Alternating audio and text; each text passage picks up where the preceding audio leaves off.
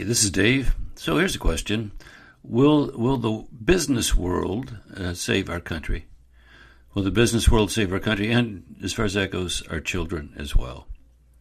You know, as a young man, I faced a career decision that set the path for the rest of my life. I found myself in a place where I had three choices for employment. After a few years as a teacher, I could return to education. That was choice one. Or I could enter into the world of nonprofit work. That was two. Three, I could step into the business world and take a position as a professional salesperson.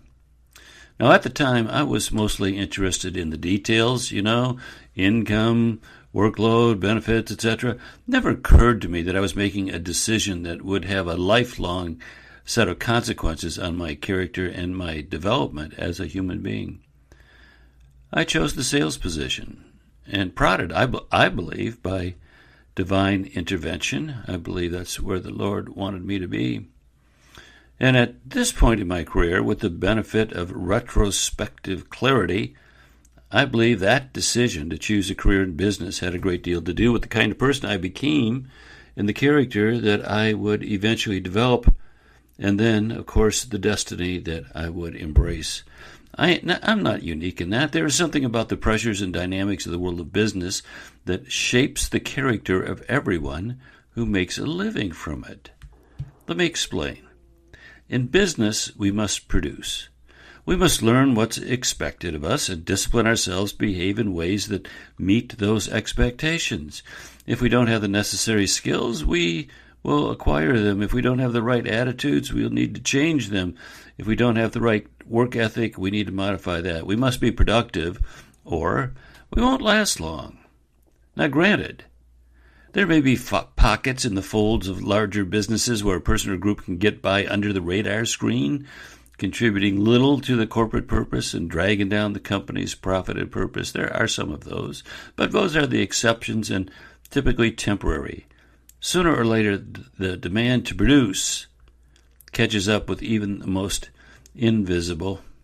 This pressure to produce is what sets businesses off from any other career choice.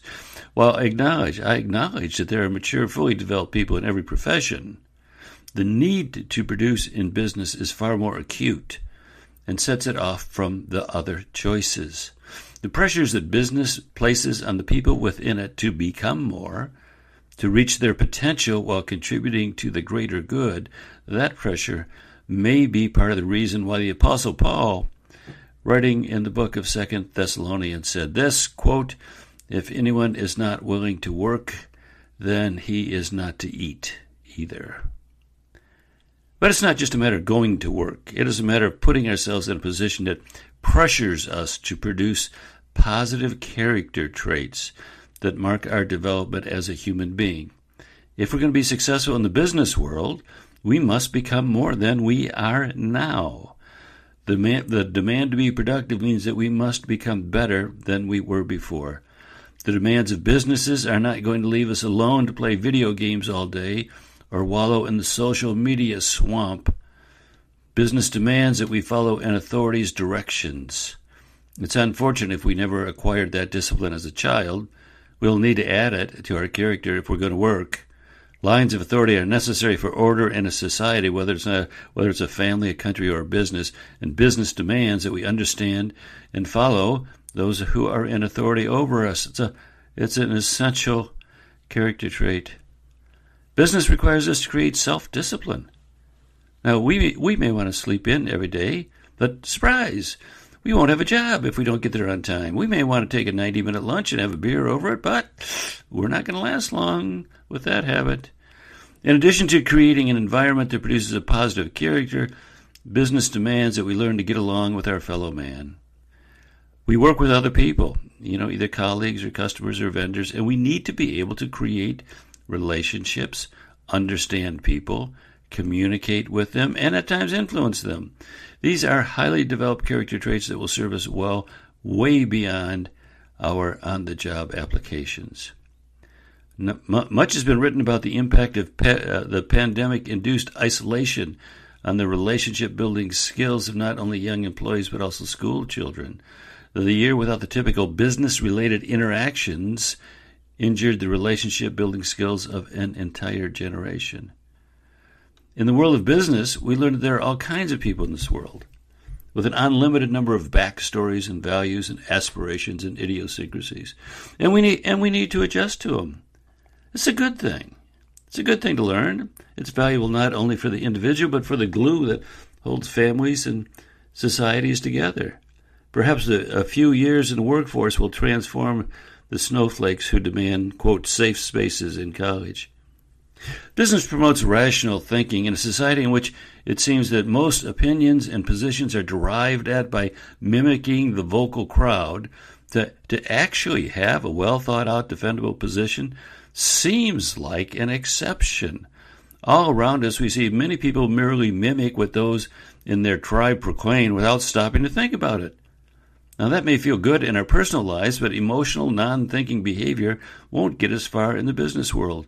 We'll need to make decisions, and those decisions have consequences for us and those around us, and those decisions are always better made when some critical thinking is applied. Business demands it. The world of business is unique in that it promotes the growth and development of a person's character far more than the other options. In a culture that is shattered into 1,000 disparate pieces, where it's difficult to find anything to bring us together, business just may be the epoxy that develops our character and holds us together. I'm part of an effort to award a grant every year to a Christian college student studying to be a professional salesperson. Now, in assessing a candidate's application, I always look for experience in the business world.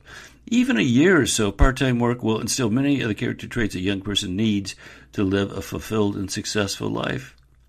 That's probably part of the reason that work is such an integral part of the human condition. In the earliest moments of creation, when God formed Adam, placed him in the Garden of Eden, he gave him a job. And that was to work the garden and take care of it. That was a lifetime of work, dictated by an all-wise heavenly being for the benefit of his creation. And you know, that hasn't changed. Okay, hey, that's it. We're done. Bye-bye.